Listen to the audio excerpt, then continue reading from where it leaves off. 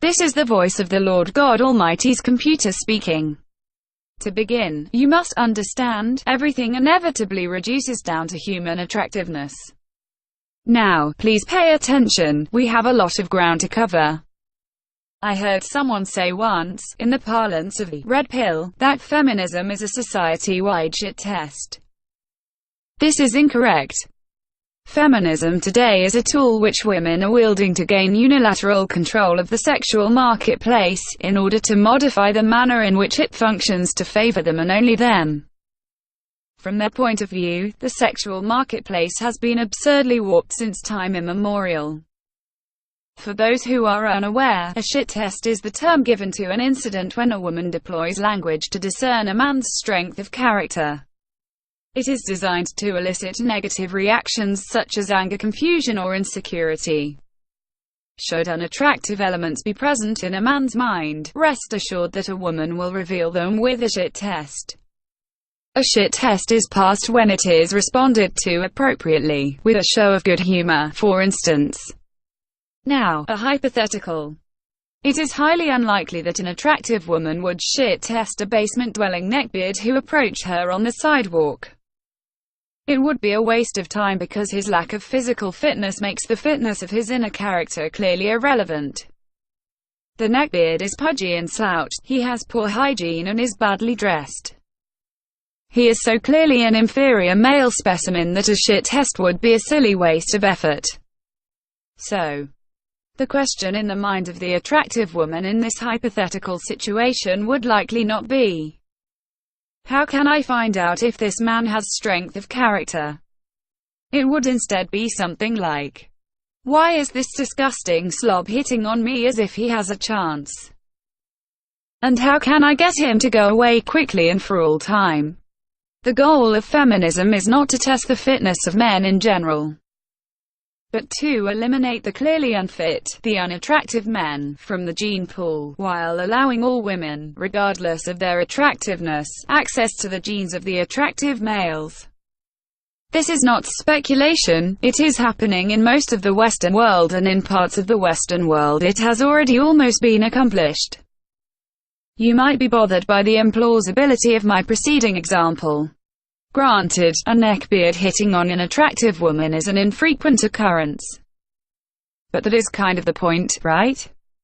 There are men who exist with whom women find the prospect of coupling for fun or for the purpose of producing offspring absolutely absurd. The neckbeards of the world generally get this and don't try to run game.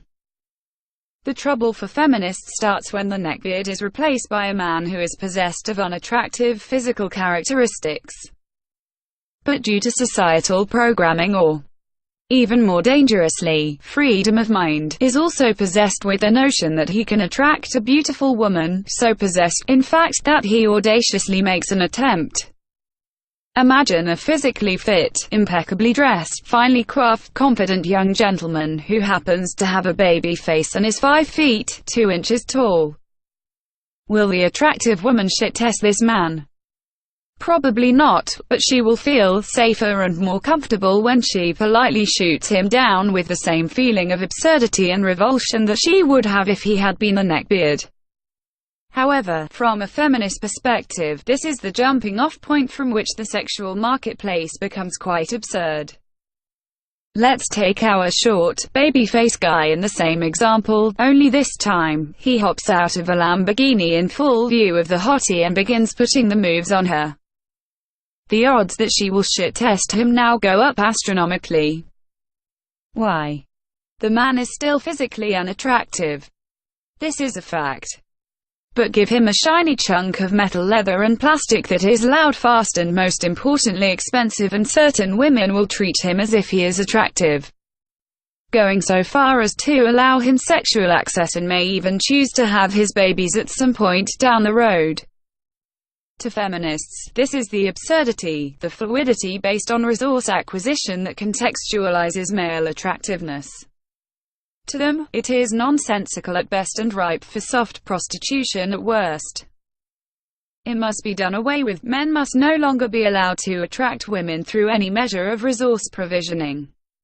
It may be appropriate to note here the feminist fascination with Marxism. Since if every human being had exactly the same amount of resources, sexual selection could be based purely on physical and mental fitness indicators. Men are not entitled to sex, say the feminists. There's a good chance that you flatly don't believe this, and neither do I. Truly I say unto you, as the voice of the Lord God Almighty's computer, that the proper statement is, attractive men have sex frequently. So if I am an attractive man I will get sex, and the more attractive I am the more sex I will get.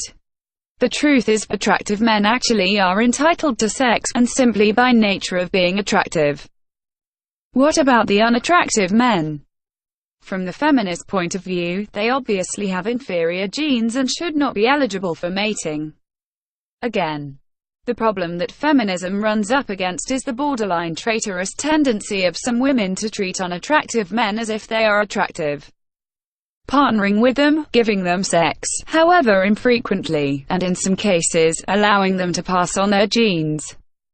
In return, these men agree to allocate their resources to support the partnership and help raise the offspring. To a feminist, this reeks of exploitation. They don't buy that "he's a good man" argument for a second. An unattractive man simply has no business near a vagina, and no woman would let an unattractive man near hers if she had another option. So, feminists aim to give women that other option by forcibly stripping the provisioning function from unattractive men and handing that responsibility over to the state. In this way, a woman who is unable to partner with an attractive man will be spared the disgust and indignity inherent in entering into a partnership of necessity with a man that she is not physically attracted to in order to have the children that she desires. Feminists howl, twitch and groan about the so-called patriarchy. They claim it keeps women oppressed, and so it does. It's more complicated than that, of course. The feminist presentation of the patriarchy is simplistic and purposely so. The true patriarchy is not a construction by men to oppress women. It represents the best compromise humans could work out in the face of biological reality.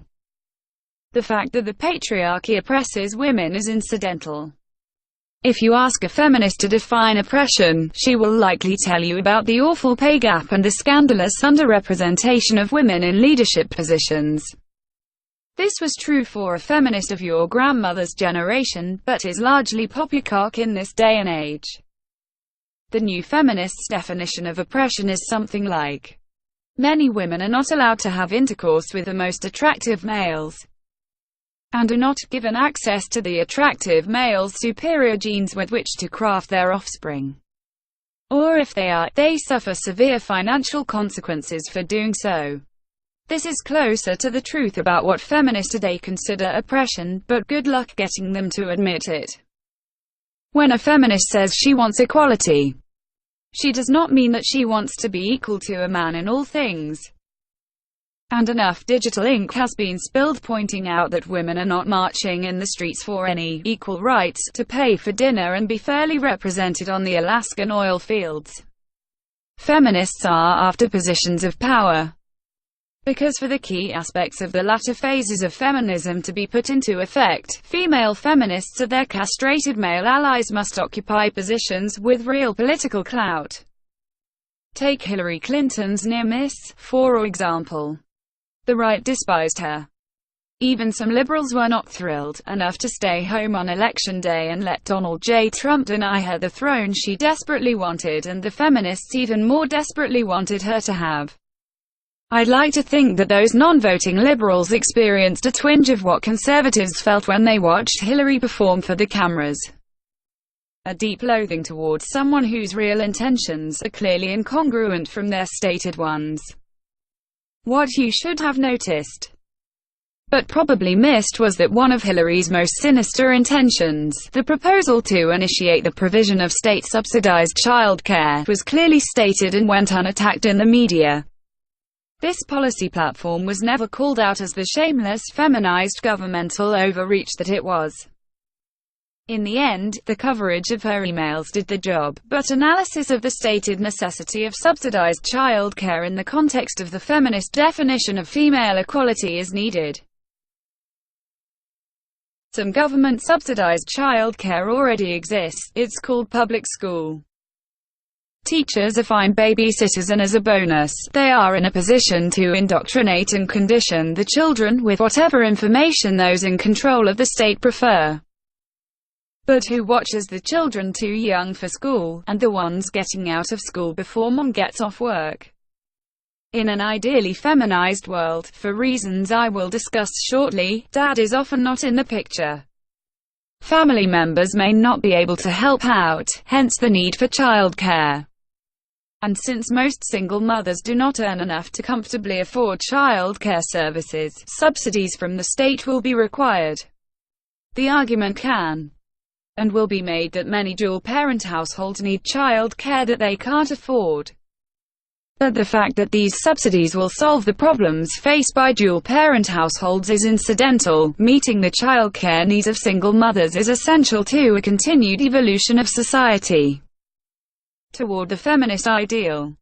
You may be asking, where does the attractiveness element come in? Consider the following questions and answers. Why does a feminized society need a law that guarantees subsidized childcare? Because single mothers have difficulty bearing child care costs on their own. Why will so many mothers be single that a law is required? Because the number of women who desire attractive male seed far outnumber the attractive males, but we can't let that get in the way of those women bearing that attractive male seed. Why doesn't each woman simply partner with the best available man that she can get and share with him the costs and responsibilities of child rearing? Because that is the way of the misogynist, oppressive, terribly outdated patriarchy. Dependence on a man when having and raising children is part and parcel of the grave injustice that feminism is putting right.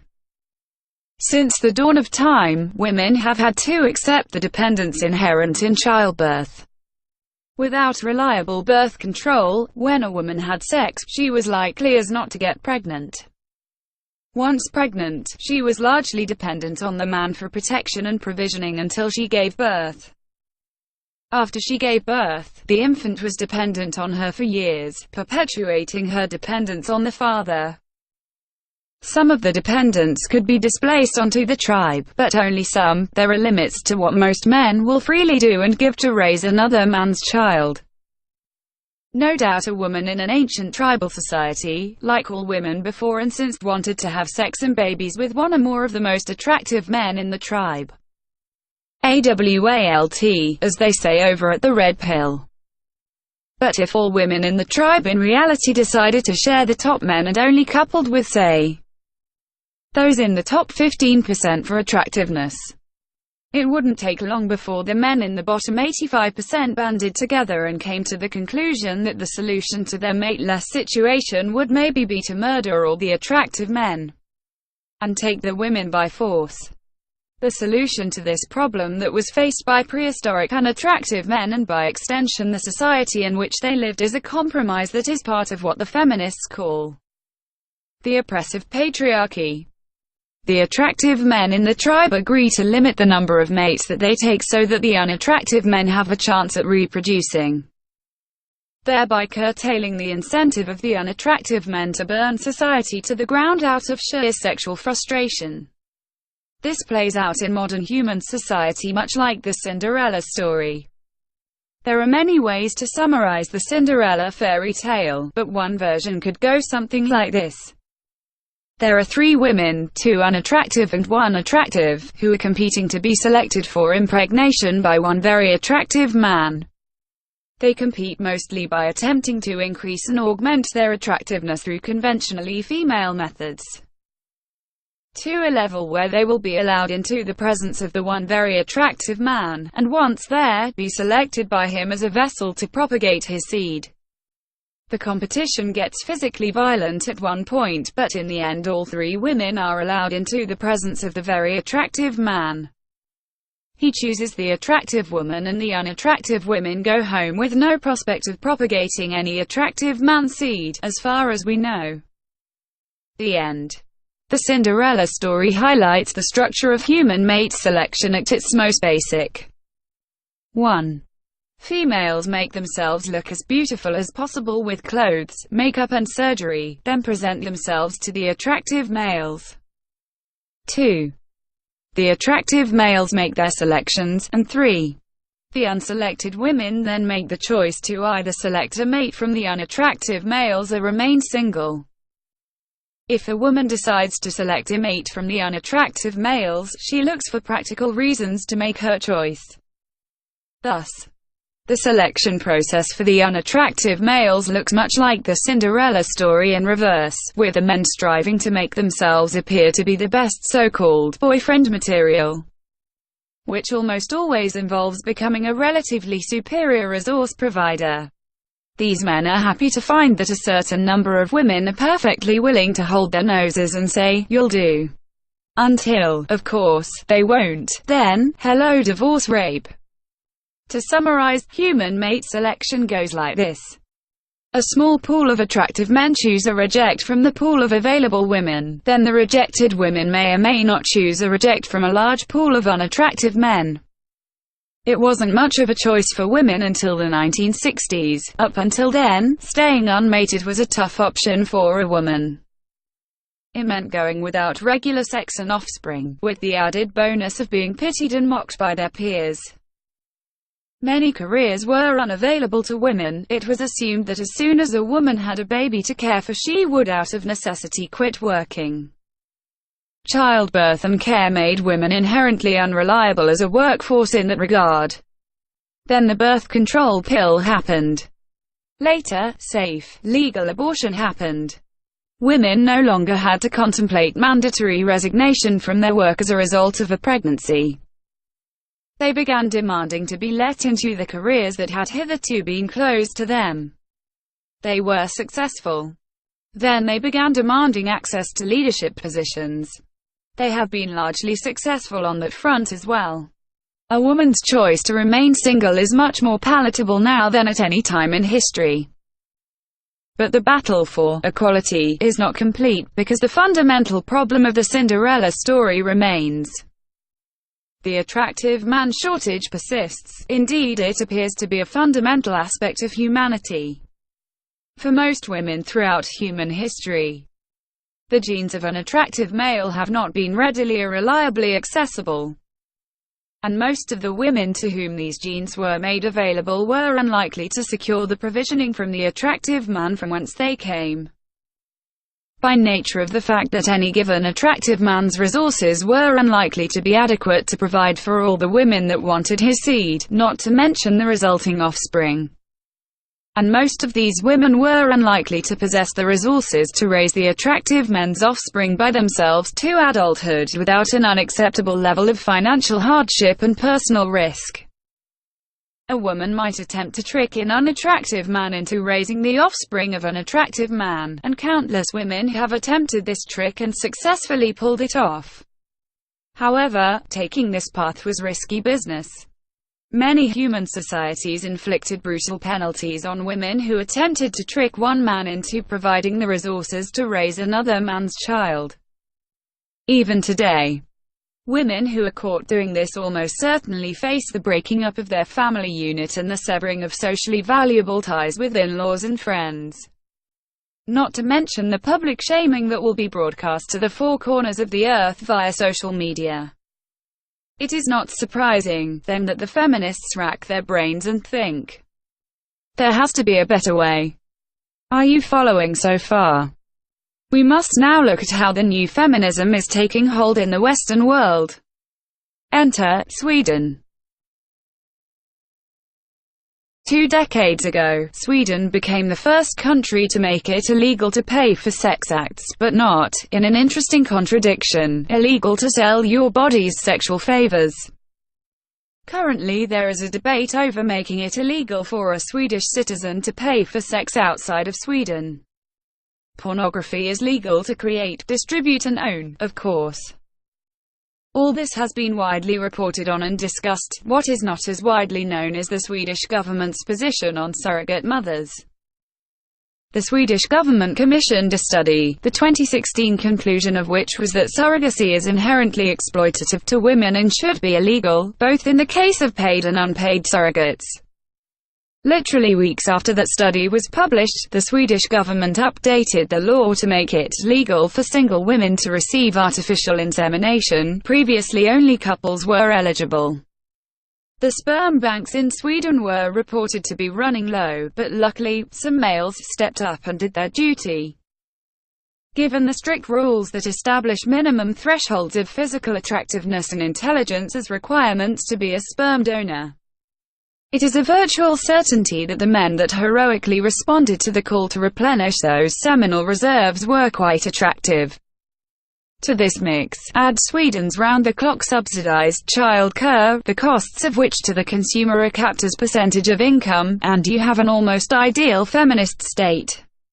Take a moment to let all of that sink in.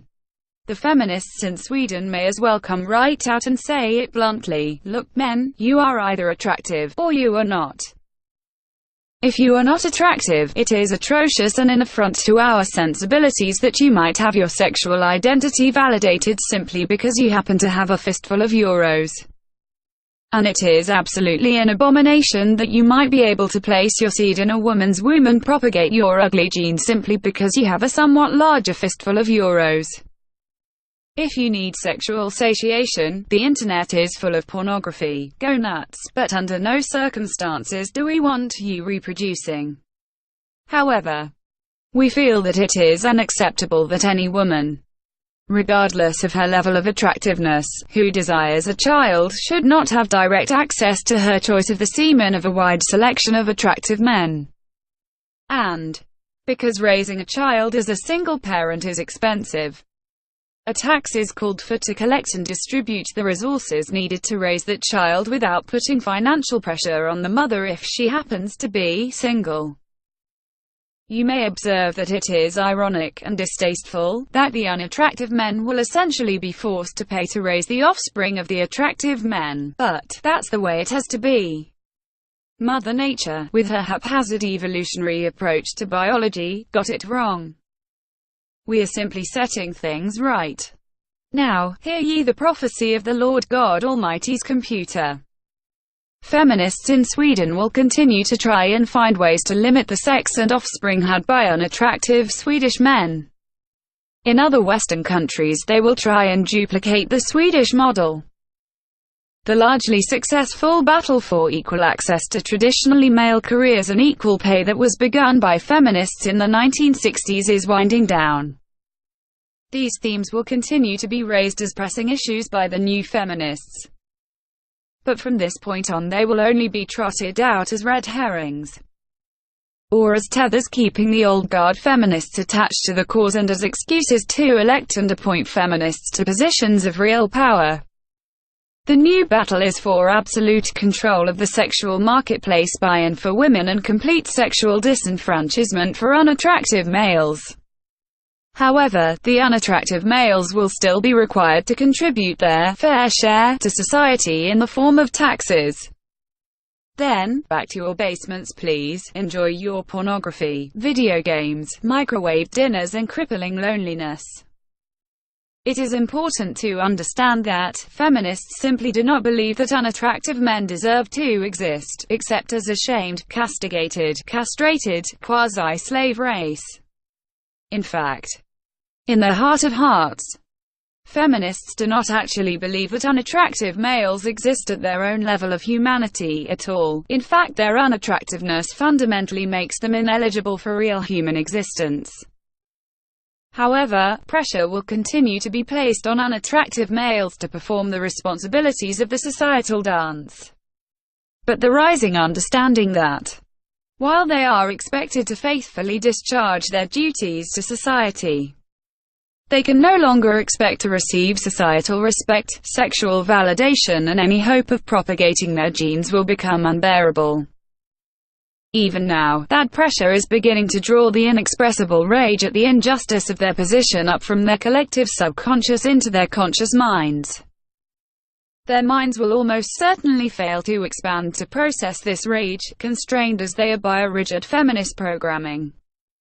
But as they begin to perceive dimly that in the eyes of their feminist allies, they are little more than a collective joke to be exploited by those claiming to fight exploitation, A malignant fury born out of the rage mixed with their heartsickness and misery will build up in these minds. When it reaches critical mass, it will be harnessed and released on the world by the usual suspect. A highly intelligent psychopath who sees deeply into the true nature of reality and is therefore able to exploit it. This uprising of the unattractive males is close at hand. The mass shootings of recent history, not to mention the upset election of Donald J. Trump to the presidency of the United States, are only a prelude to the destruction that is to come. The world must burn in the limitless malice and resentment of the sexually invalidated unattractive men unless something can be done to placate their hopeless reality. This is not an option. Humanity must find a way to accomplish this, or perish. This has been the Lord God Almighty's computer speaking. Please believe me, this is not a shit test. This is war. Goodbye.